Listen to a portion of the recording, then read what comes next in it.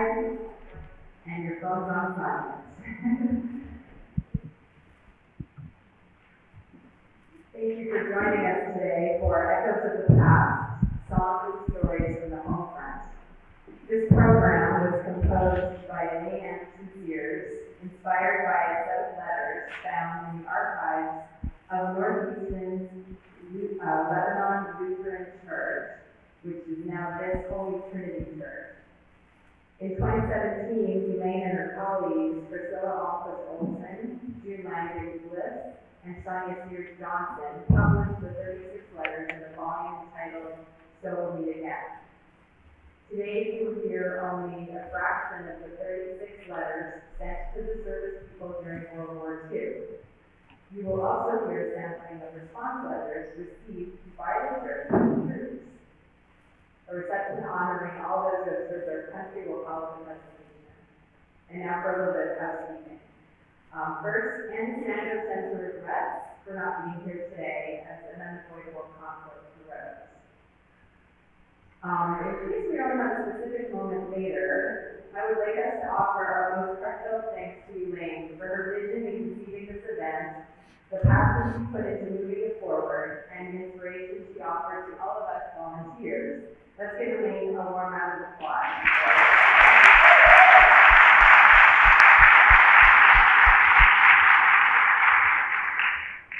Additionally, it's important you can find a flipbook of the letters using the QR code in the program above the list of letters.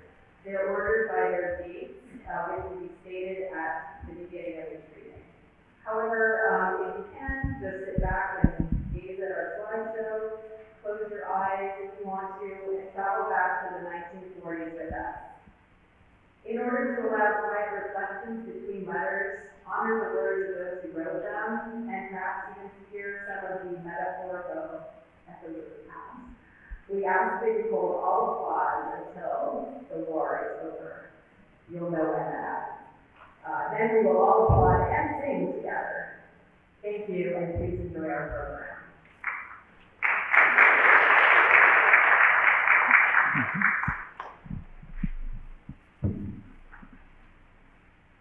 The following radio announcement was broadcasted on December 7, 1941, a day that was Easton.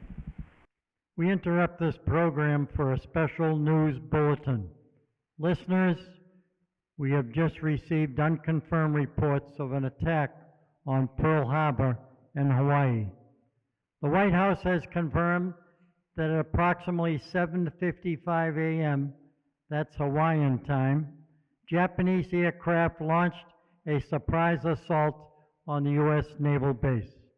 Details are still scarce, but initial reports indicate significant damage to naval vessels and facilities. Casualties are expected to be high. This unprovoked attack has occurred without a declaration of war. President Roosevelt is expected to address the nation in the coming hours. We urge all citizens to remain calm and to stay tuned to their radios for further updates. This is a developing situation and will bring you more information as it becomes available. I repeat, Pearl Harbor has been attacked by the Japanese forces. More news to follow. During World War II, the Nazis established a ghetto in Vilna, the capital city of Lithuania. When permitted, artists, musicians, painters, writers, and performers did their best to remain creative while in the ghetto. Composer Avram Brutno composed musical reviews for the Vilna ghetto. One of those pieces was the setting of Abraham Sutzkever's poem, Unter deiner Weise sterb. Brutno perished in the Estonian concentration camp Fluga. But Sutzkever, whom the New York Times has referred to as the greatest poet of the Holocaust, survived the war. He escaped the ghetto in 1943, joined a partisan fighters unit, and took refuge in freezing waters and in the forest. In In 1946, he was called as a witness at the Nuremberg trials, and in 1947, he emigrated to Israel, where he continued to write in Yiddish and champion the Yiddish language.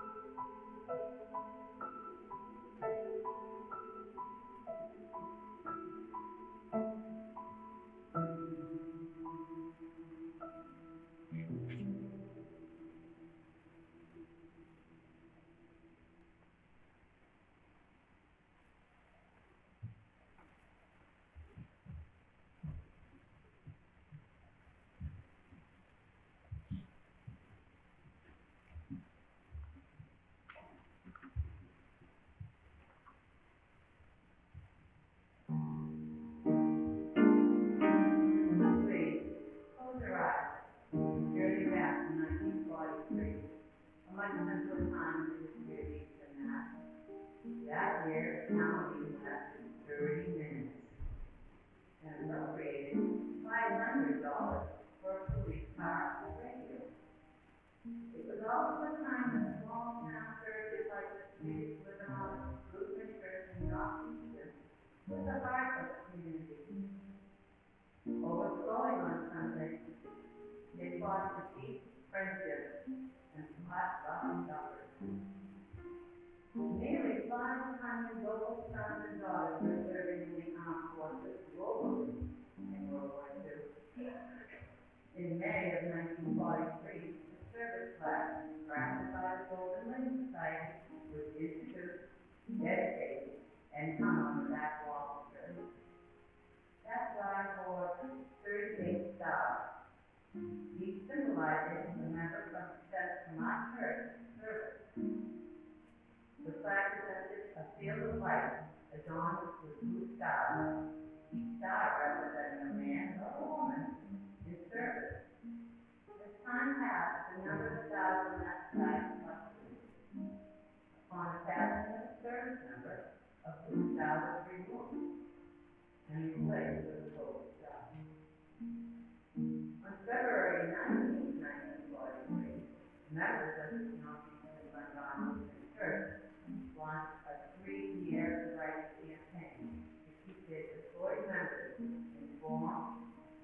Club, sending monthly new town news.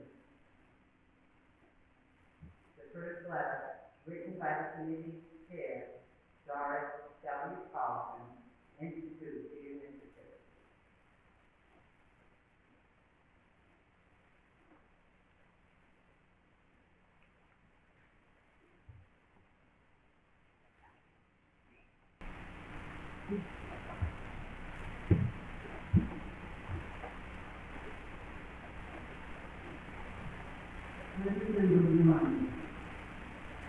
WWII Church, Easton, Massachusetts, February 19, 1943. Dear boys and Ethel, you are certainly the armed forces of our country. Your church sends you greetings. At the annual meeting recently held for an honorable committee was appointed, consisting of the following: Reverend Anders J. Hillier, Herbert Anderson, Lester Grogan, Florida Arson Johnson, Rupert Mayor Grant, Doris W. Carlson. It is the hope of this committee to write occasionally keeping you in touch with what is going on here on the home front. I have been allotted the pleasure of sending you our first letter, and the members of this committee will in turn write you from time to time. As you know, the church has now embarked on its 51st year, having just had its golden jubilee. Perhaps you attended some of the festivities and read the anniversary booklet which was published. If you all of you an opportunity to read it, we have given you a copy on a separate cover. Our church work is being carried on, even though we are not as many to do it as when you were here with us. Our Sunday morning services have been well attended, and our choir has been right on the job. While we discussing Alton, Harry, and John Peter from our bass and tenor sections, a group of younger boys and girls have stepped in to help.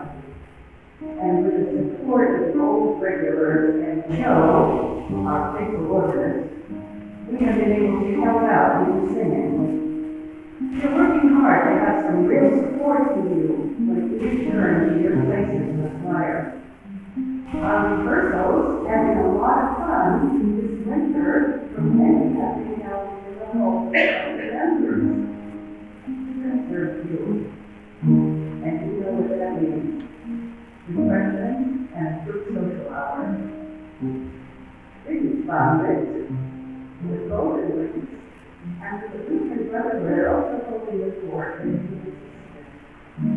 We have recently had the pleasure of bringing a few boys home on leave, among them Carl Sandell, Carl Thompson, Harold Skye-Green, Arnold Westerson, Bob Packer, and Clark Carlson, all looking very well. We are indeed proud to have one of our young girls, Emily Anderson, now serving on the stand as an Army nurse. As for news about town, we would not know Main Street. In fact, only the lamp that find it after dark. With O'Connor and Stewart doesn't seem quite natural these days, without Warren Sardini's smiling countenance at the soda fountain. Alas, the one place in town that has always been considered man's domain has at last fallen to the charms of their sex. The girls have invaded the shop shop. Not only that, but are doing a grand job. This is verified by Lester Grogan, and we ought to know. So many folks are asking for addresses that we are posting along with our audible a complete list of the addresses of all conservatives. We find time to drop a line to your pastor or any of our committees. It will be appreciated. Also, any news about yourself, which you care to give us, and which we may pass along to others who are listeners, will help to make them more interesting. Of course, we feel like there are times when we have all the letter writing. And your first duty is to go home. Incidentally, don't forget about your best girl, who is also living. If any of you would like to address anyone, we will be glad to send it along to you. Or if there is anything else we can do for you, just pass the word along. Do remember that we have you constantly in thought. We are praying for your safety, and your church honors you. But you are fighting for a noble cause. We are looking forward to the day when you return, and victory is won. Meantime, but keep well. And best of luck to you. And here is yours, George W. Mulhern.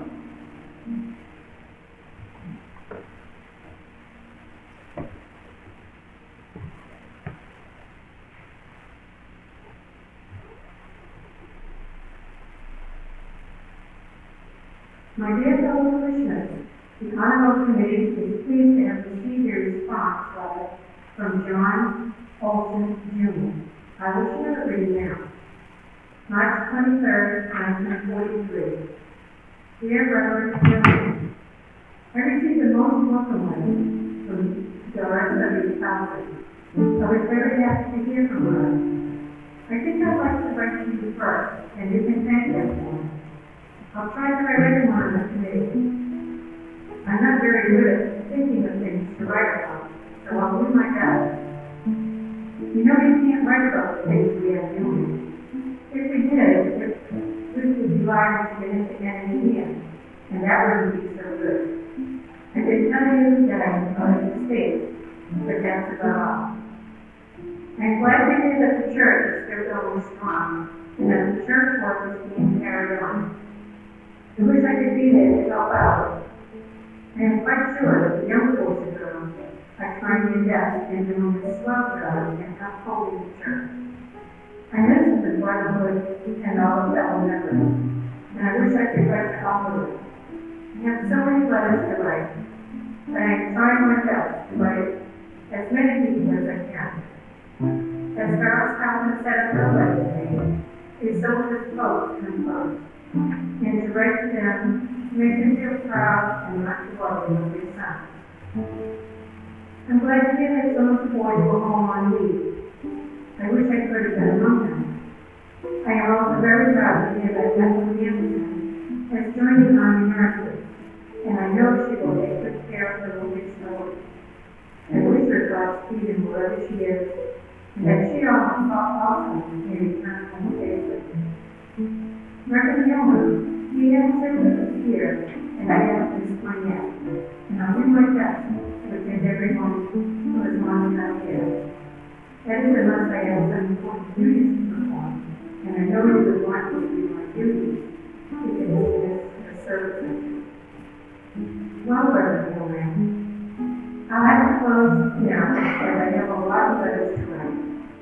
Give my regards to the committee, and they may keep talking to a good one. God bless them all for what they are doing for the fellows in the service. And I pray I can come back soon and enjoy it anymore. I'll do my best to make my church proud of me.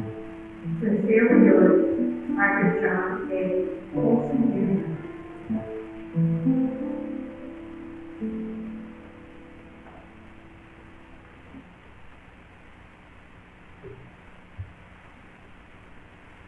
We are blessed to receive a letter from our dear Ethel Anderson, from Honor Site. Dear Doris, April 10, 1943. I can't tell you how pleased I was to get your letter. I think it is wonderful to write all of us, and I'm sure all the boys can help God do. You know there's nothing like mail from home that comes around. You have probably heard by this time that I am North Africa. Just in here, I can't tell you. This country certainly is different from any part of our state, according to the people that make it so. The first day we arrived, we would come out the windows and gaze into the people. And even now, when it's an unusual little side, we all walk to the windows. Our quarters are very nice with one exception. We have no heating system. And so it's very cold Our hospital is much nicer than I had any idea it would be, and our patients are wonderful. Never complaining, always so appreciative for anything we do for them. They certainly have a lot of me, thankful that I'm well able. Language has me sort of stuck, although I did have friends in school, I never cared about it. One of these days, I intend to start using lessons. Of course, while I'm using Christ, so I never know when I'm needed. The only one who can wear in his Carol Ballrock is without alphabet. Please remember me all of your names, and I'm looking forward to your next letter. Sincerely, Ethel. And if we can briefly just rush ahead 8 years, I have the honor of getting to know Ethel in the last years. Ethel was 102 and exemplified what she so admired in her patients. She never complained and so appreciative. Ethel was a true hero for our country and all of us that knew her.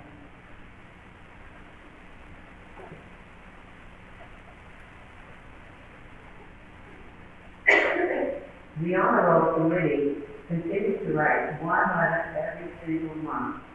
The following letter from the summer of 1943 by Gertie Johnson.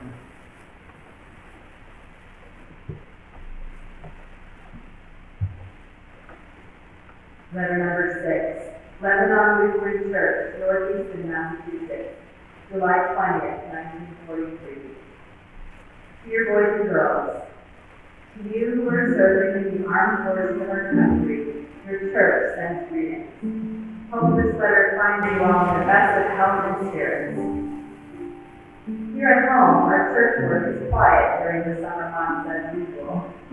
We just had a greeting at church service today by our pastor, who had visited Reverend Oxel Elauder at his home in New Jersey, who has been ill since last March, and he sends his greetings to all who remember him, as he served our church for many years. We also have as our feature July 4th at the morning service, Reverend Martin Swanson from Detroit, who is on vacation here. One of our boys has been home but has left again, Ralph L. Johnson, who was called home on account of his father being ill. It seems nice seeing Ralph looking so well. He sure looks nice in uniform. His father, Yelmar, as we all know him, is improving, but he has been a very sick man. I can also tell you that the bandstand across from the post office is to be taken down, where in the good old days used to be quite a place on Monday nights. Roy Carlson wrote a poem about the shovels he was handling all the way down where he is. I suppose it seems great to be so far away and see the shovels made in your old hometown, does it not, Roy? By the way, all the workers that we've got in the shovel works over the course of July. Hoping this bit of news gets to you all. Wishing you all luck and God's blessing. Sincerely, Mrs. Gerda O. Johnson.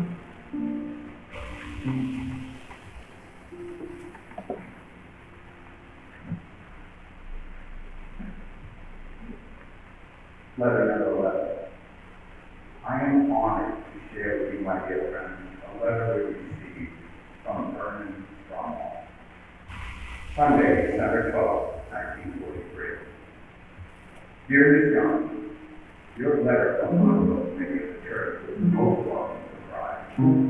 Even though I haven't been too active in the church for some time, it gave me feeling real pride and being driven by it. More recently, I also received a lovely card from George Carlson. You can be sure all those things are a great deal of each one of those. This is one of the largest camps in the country.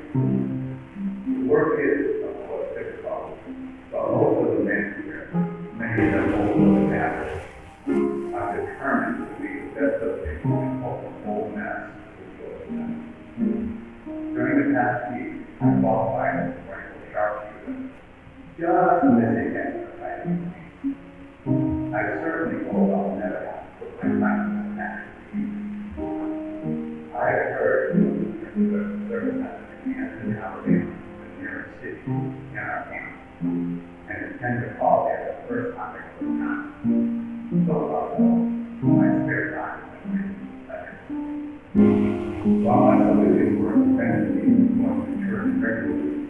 had missed only one Sunday morning service and attended the army.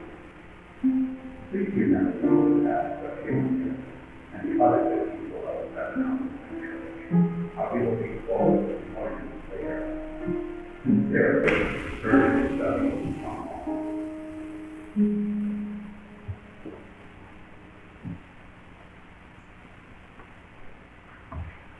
In January 1944, the service flag at the back of the church displayed 50 blue stars, representing the 48 men and 2 women of our congregation serving in the armed forces.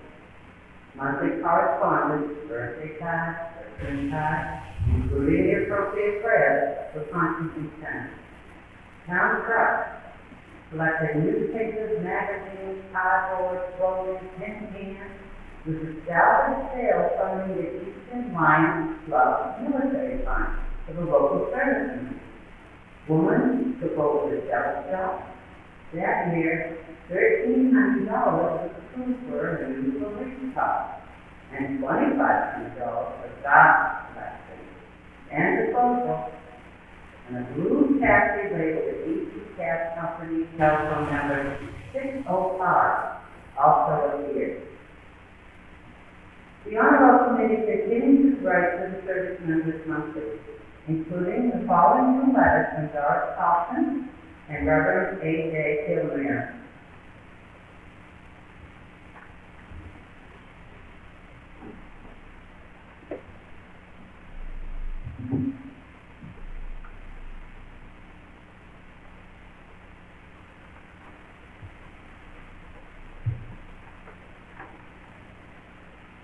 Letter number 13, Lebanon Lutheran Church, North Easton, Mass., February 21st, 1944.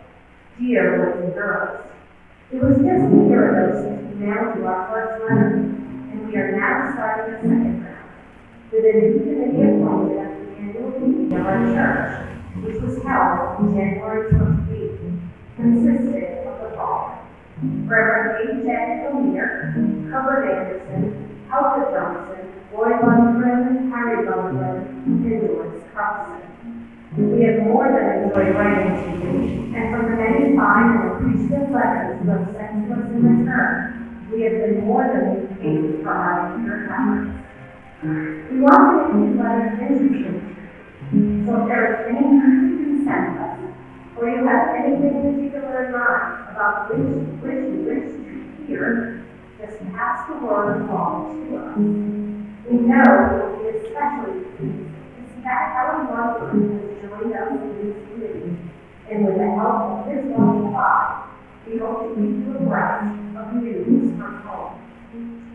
The choir is really doing a fine job, furnishing music nearly every Sunday, and the younger boys and girls are taking hold just as you knew they would. When you boys return and can take your places again in the choir, we ought to really be able to go places with our singing. Last week, we had our first snowfall, about 6 inches. Fortunately, a few days later, a rainstorm washed most of it away. For today, with the shortage of manpower, it is very difficult for our road department to keep the streets and sidewalks clear of sand. One recent morning turned out to be very slippery driving. There was considerable commotion on top of the hill near the Mulhern driveway on Main Street, where the 6:10 a.m. bus hit and lodged sideways across the street. Efforts of the driver to free it were useless, and after stalling both incoming and outgoing traffic for over an hour, the snow fighter from the Brockton garage finally came to its rescue. Many people made a detour to the John Eames estate and then to Washington Street. As for Main Street news, in the windows of Howard's insurance office, there appear each week group of photographs of the town's men and women now serving in the armed forces. This display is wonderful. The Boy Scouts are in charge of it. 2 or 3 streets are canvassed each week, and a new display is posted each Saturday. In this way, it gives us an opportunity to see photographs of all of you. It is the next best thing to actually meeting you on the street, and we must admit it is the most popular place in town. You have to wait your turn to get near enough to the window to see the photographs. No town can boast of a finer group of sons and daughters of whom we are so proud. Next door to Harvard's insurance is, of course, the barber shop. Can you imagine this town with only one barber? Such is the case, and we are told by the medical that it requires the patients of Job cost 3 days to get a haircut, to say nothing about shaving. Looks as if the girls will have to jaw the apron and invade this man's domain. So watch your step when you walk into town. What may look like a beauty parlor may be the new post-war barber shop. Basketball holds just as much interest today as it always has. I doubt if any town can claim more love for the game than ours. After what looked like a poor start, the Oliver Ames basketball team has played some fine games in Mansfield, Oxford, Stoke Sharon, Westwood, and Bridgewater. They lost the first 3 games, but since have had a winning streak. Among the boys who have recently been on leave have been Arnold and Nils Swanson, John Peter Head, Robert Peterson, and a week ago Sunday, Oscar Carlson came home for his first furlough. Hounds minor, although looking marvelously well. He claims he belongs to the best outfit in the country, and everything is just fine with him. We have just learned of a happy reunion which took place recently on one of the Hawaiian Islands, when Carlton Jacobson, on his way out, met his cousin, Harry Lawson, who has been stationed in that vicinity for a long time. It must have been a grand occasion for them, and an opportunity to get caught up on news from home. We ushered in the ladies yesterday for the communion service, and it was nice to have 3 boys home with us, namely Donald Melander, Ralph Johnson of Unionville, and Alton Anderson, all 3 looking with pictures of health, all on short furloughs. Congratulations to Carl's son Dale, who is the proud father of a new son. Greta and the baby are doing very nicely. We are very happy for his Carl. There are 50 names now listed on our honor roll which hangs in our church. Each day brings us nearer to victory and peace, and with all the ways of return, we can go back to your peacetime work and deeds. While you are out fulfilling your duty to your country, you are constantly in our thoughts and remembered in our prayers. We hope this finds you well and happy. Be good and be careful. With kindest regards, we are sincerely yours, Honor Roll Committee by Doris W. Carlson.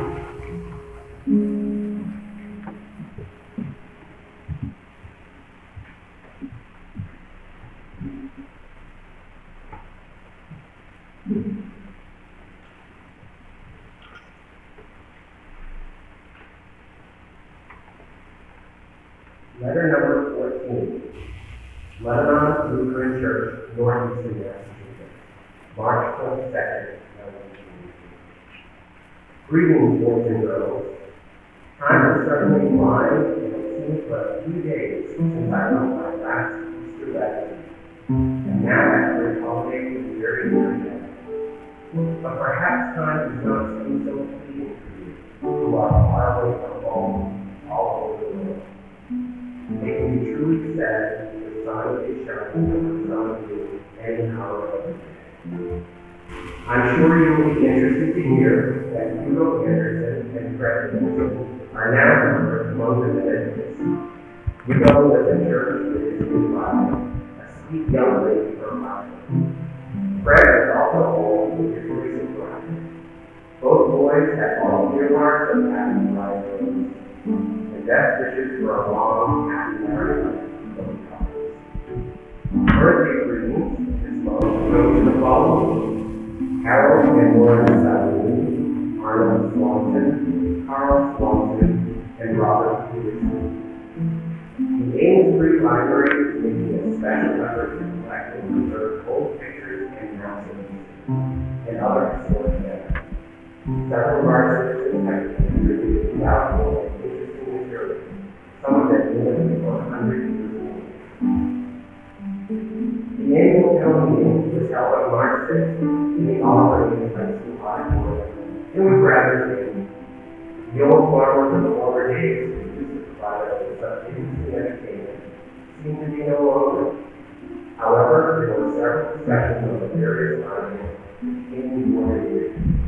A new item has been added to the town budget, namely the appropriation of $2,500 for the collection and disposal of garbage. Seems the old push cart system and the giant leak is slowly happening. Priority on push carts is probably 0-0, with replacement parts going to the model season. Main Street certainly isn't as beautiful though there in the early spring ways. The only too young and the too old are to be seen as block. Some difference from the old days when the law was grammar school used to be proud of the boys' hockey, football, and anything else that suits their kids. And Mulhern School, a customer just left waiting to one of them, and the next day to the store with some ice cream, we find that Uncle Sam is operating for a shop, and Jeff has had yet to do something. I wish you a blessed Easter, and may this message be a great focus. May God bless and protect all until you are safe, and go in your homes and learn the stories. God give you that happiness. On behalf of Town City, your pastor, A.J. This is Robert St. John at the NBC Newsroom in New York. Ladies and gentlemen, we may be approaching a fateful hour. All night long, bulletins have been pouring in from Berlin claiming that D-Day is here, claiming that the invasion of Western Europe has begun. Men and women of the United States of America, this is a momentous hour in world history. This is the invasion of Hitler's Europe, the 0 hour of a second front. The men of General Dwight D. Eisenhower are leaving their landing barges, fighting their way up the beaches into the fortress of Nazi Europe. They are moving in from the sea to attack the enemy under a mammoth cloud of fighter planes, under a ceiling screaming shells from Allied warships. The first news flashes do not say, but a large portion of this assault is believed to be in the hands of American men. They are making the attack side by side with the British Tommies who were bombed and blasted out of Europe at Dunkirk. Now, at this hour, they are bombing and blasting their way back once again. This is Europe front once again being established in fire and blood, not only by the Americans and the British, but by many allies in the fight against Axis aggression.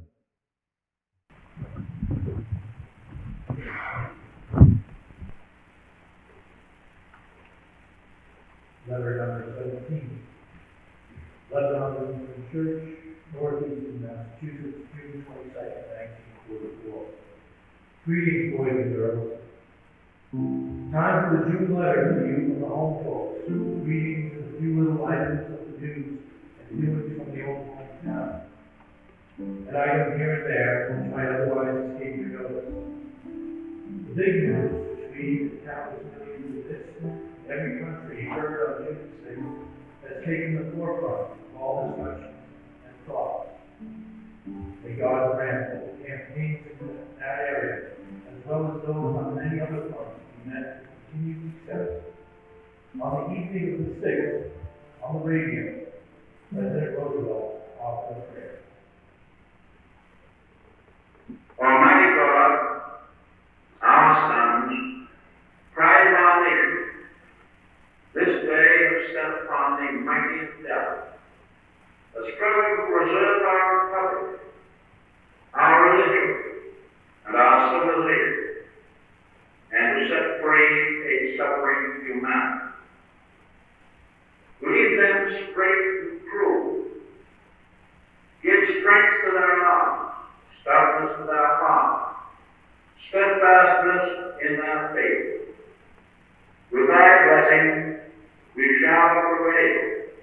Lead us to the saving of our country, and with our sister nations into a world unity that will spell a sure peace. Memorial Day is observed this year in services on Sunday, May 28th. The significance of the day is undoubtedly more impressive this year, and with most every home in town having sons and daughters away in the service of the country.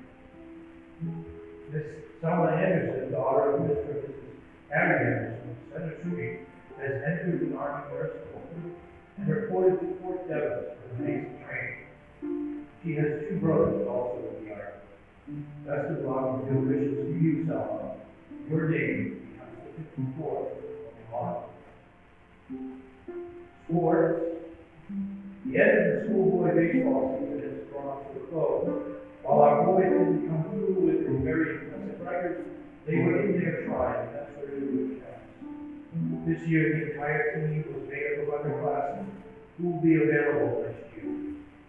Let's hope they will bring OK right up to the top of the district competition. No doubt all of you who are Red Sox boosters have had something to do about in recent days. The Sox, really hot, taking 9 games in a row, are battling for first place. The Red Sox have signed Dick Callahan, 19, no-hit Orleans pitcher who will be medical discharge from the Navy.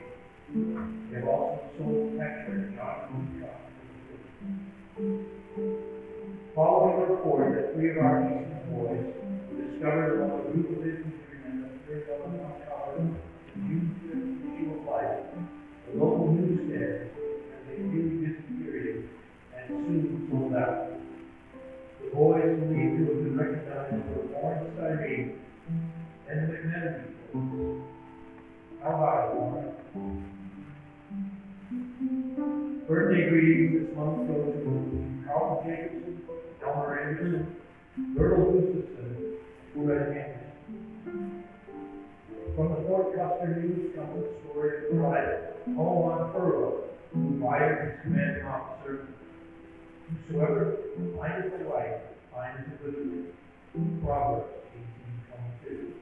Therefore, request 5 days extension. My confidence in you tells me you will win. The commanding officer replied, Ye shall rise up early and go on your way. Genesis 19. Extension to that. Honorable individual, Harold White.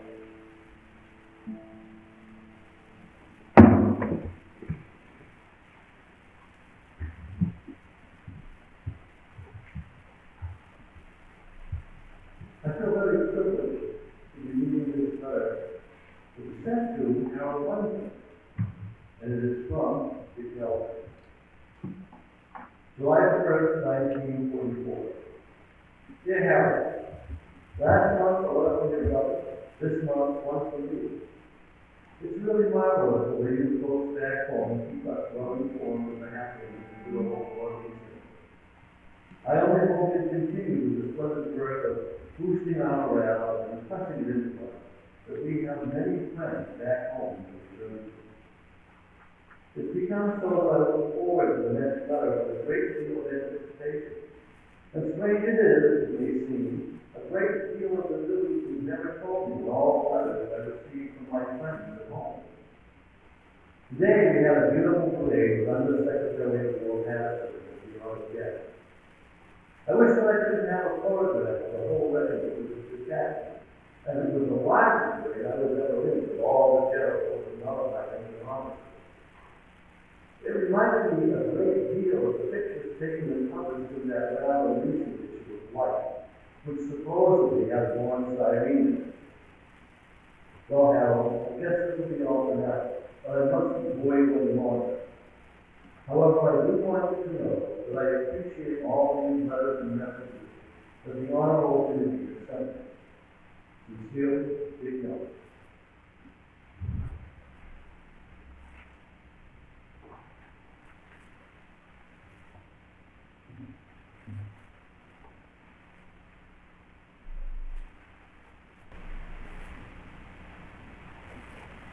The following is a short excerpt from letter number 21, written by George Carlson on November 1st, 1944.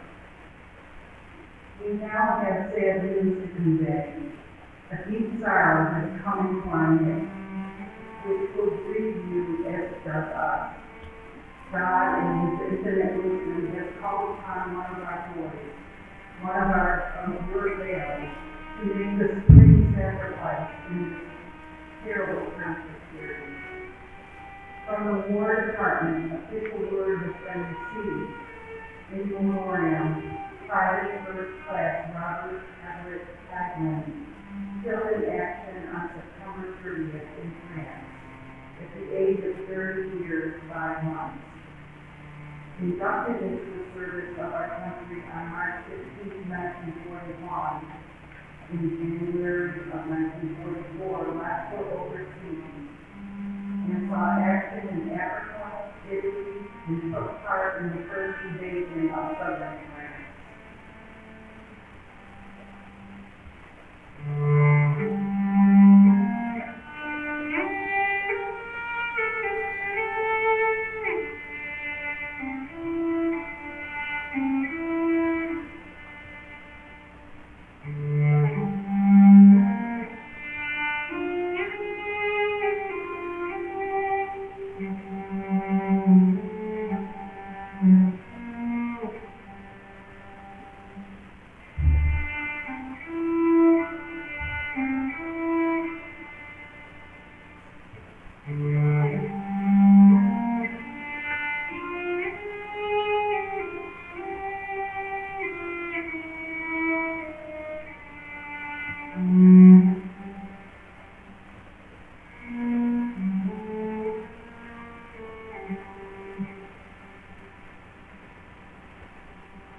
On Sunday, October 29th, at 3 p.m., a very impressive memorial service was held in our church.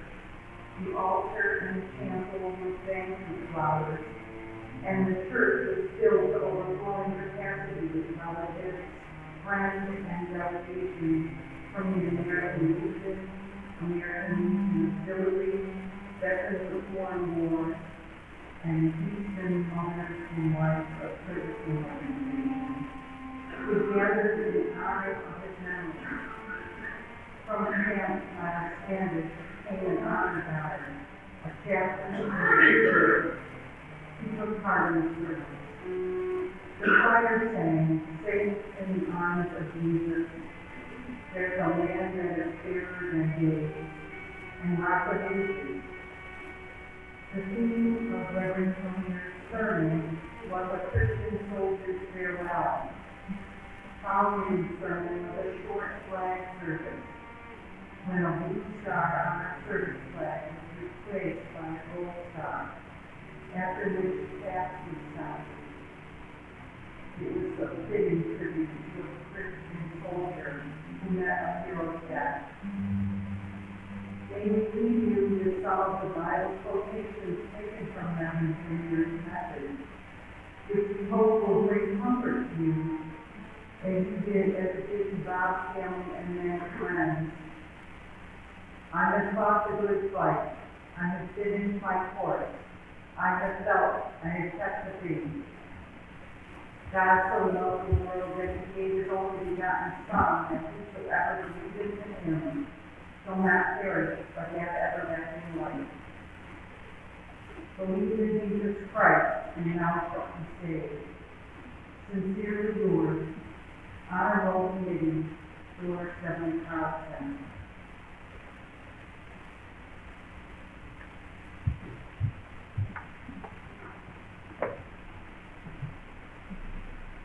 My dear friends, here's a letter we have most graciously received from our Anderson.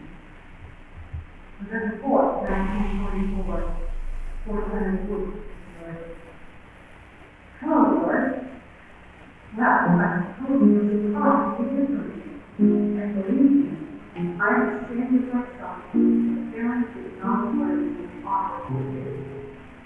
I took a great deal of pride in the work and I was associated with it. I look forward to the letters every month, and believe me when I say, we can all be proud of the letters in their hands. The work is certainly rests on us when we first step in. Let me say, the letter this month was very rare. It was a difficult letter to write this month. It was heavy to pay. It was difficult to read while having it on. Somehow, you can't get them out of your mind. I mean, yeah, especially when it's like so close to us. It's hard to understand. You can catch hold of us every day now. Yes, when it's our lives. That is the certainty you heard from the friend that I was helping must have been impressive. My wife wrote to me here, and my mind and my thoughts were home. Well, Lawrence, here I am at Local Lutheran, and we are located right in the heart of the Ozark. It is especially beautiful here at this time of year, with panoramic views and all the fall leaves. I'll still take Massachusetts and Northeast anytime. The weather here has been real grand. It can be truly located in town and related to the rest of the world. We're about 140 miles from the city. Well, a little bit about myself. My work is supply, and I'm assistant to the supply company. He is the son of the but in spite of all that, he was a cigarette. I did paper and medical work. It was plenty of paperwork, and he no doubt had some experience with it all. With all kinds of forms, requisitions, and other data that we don't require. I did quite a bit of testing also. I don't have hardly any training that my days spent in supply all day.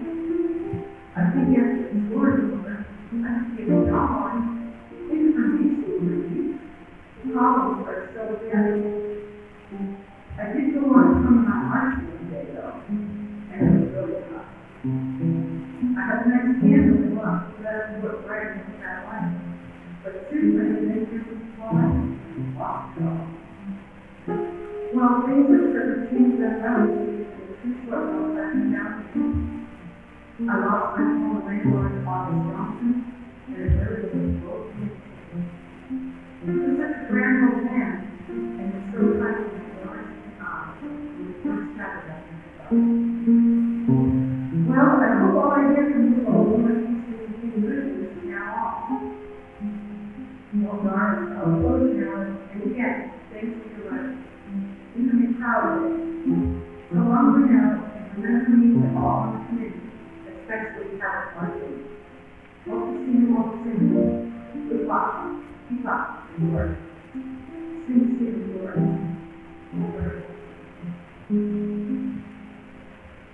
And I'm so pleased to share that we also received a brief note from all communities. November 27th, 1944. Someone in friends. Honorable Committee. Just a few words to let you know I received your letter from Charles, and also you wrote to them. It was very slow, but it's to be expected that the review is passed. Out of the letter and the box, I think you can remember. I'm very sorry to hear about the death. Legislature recalls the French states after being away for so long. I'm very fortunate that he's here, and I'm sure he was about 15 months on. The rest of the year is impossible today. The past 2 days, doing okay. Sleeping in a house, bad. Thanks to a friend and our group. We should look here around. See some top sites in Florida. Happy holidays to you all. Sincerely, all things.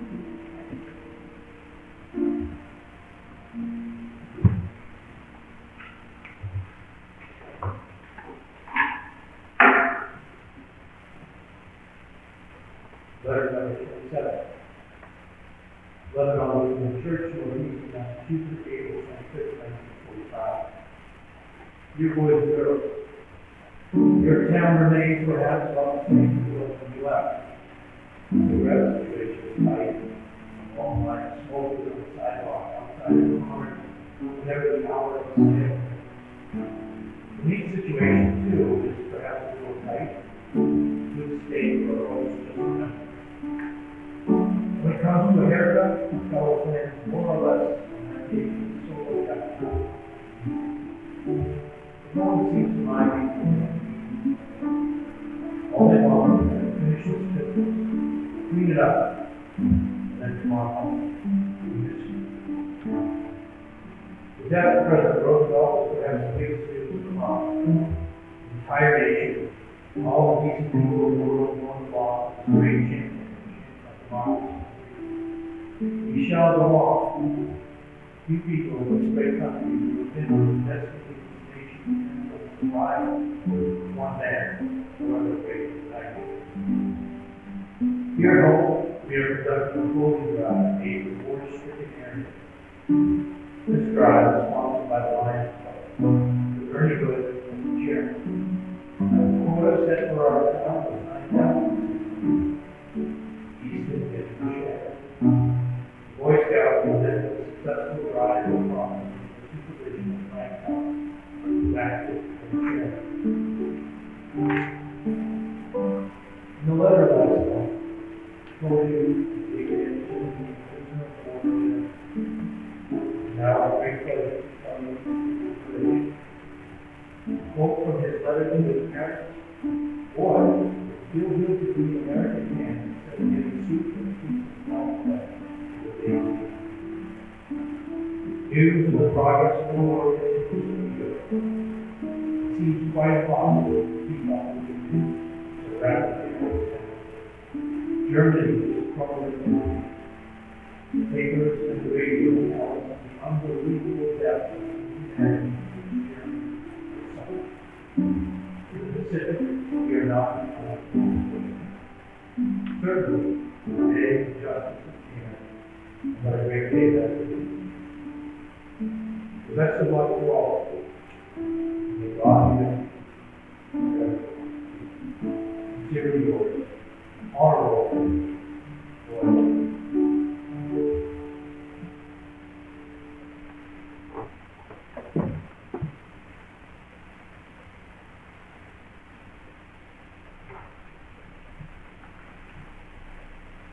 It's an honor to practice immigration. And the Associate Security Bureau of the Justice, February 17, 1955. Thanks a million for those country reports on rural Northeast. You people do a wonderful job keeping up the morale of the servicemen. And we need it too, especially our people who help us know about every day. They do a marvelous job. Why not? Sorry, I can't say where I am or my really loud bullshit. I can't say that I'm applying control. Everything I've been applying that good is restricted. So naturally, I can't write about different operational. You're able to comment on everything, from personal information to crime. We get a lot of letters from our folks and friends, but y'all letters to people. I realize that very few of me at all. It must be quite a job if you got anything from it. Church of worship isn't like church at home, but I don't think you raise your home in your own church. That's why the church knows that you get with me. Yes, we are all looking forward to that day when we can stop this traffic and come home. Returning home to our neighbor's husband. Thanks again for the splendid work you are doing. It is bringing us closer to the church and increasing our friendship. Sincerely, Sarah J. Sebastian, Division M.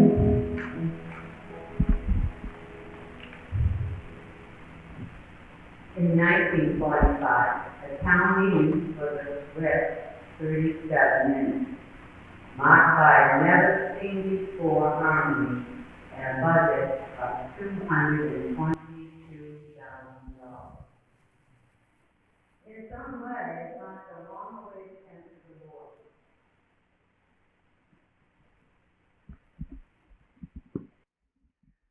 Urgent, joyous news. Germany surrendered unconditionally to the Allies. The war in Europe is officially over.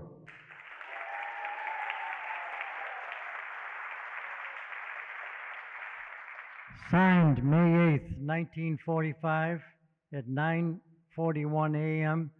That's Central European Time in Reims, France. President Harry Truman proclaimed VE Day. After years of struggle and sacrifice, freedom prevails. Millions are celebrating worldwide. Honor those lost. Look to the tyranny-free future. While the Pacific fight continues, today marks the end of a brutal chapter. Stay tuned. God bless America and our allies. And about 2 months later, The White House announces Japan's unconditional surrender. World War II is officially over. Announced August 14th, 1945 at 7:00 p.m. EWT. After Pearl Harbor and atomic bombs, Japan has yielded. Celebrate VJ Day. Spontaneous celebrations erupt globally. Our armed forces, courage, and home front efforts brought peace. Never forget the sacrifices. While rebuilding begins, today is for immense joy and gratitude. Formal signing details forthcoming. The long nightmare is over. Ladies and gentlemen, please stand and let's join Kate Smith as we sing together, God Bless America.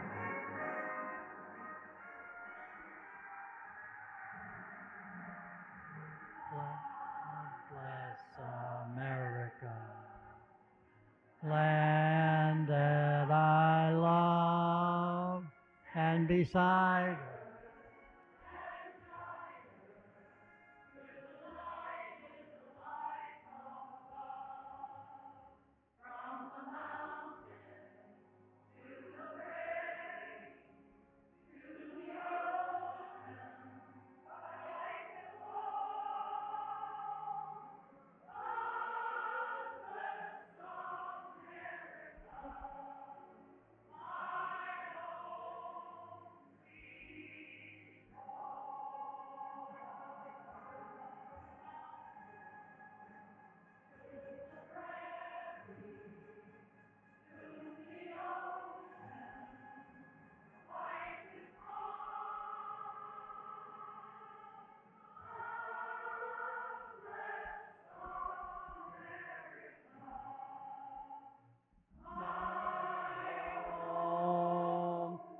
sweet home.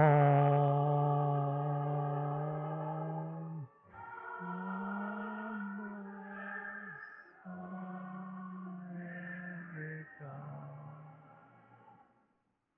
my home, sweet.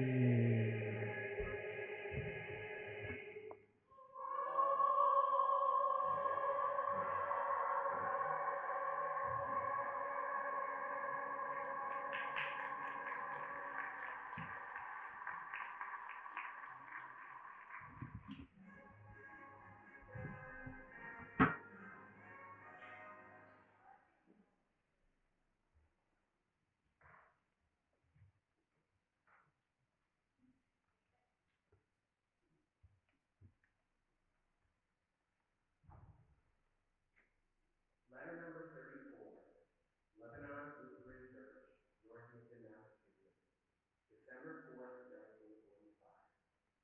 Greetings, boys and girls. The world conditions have changed greatly since my last personal letter to you. Here at home,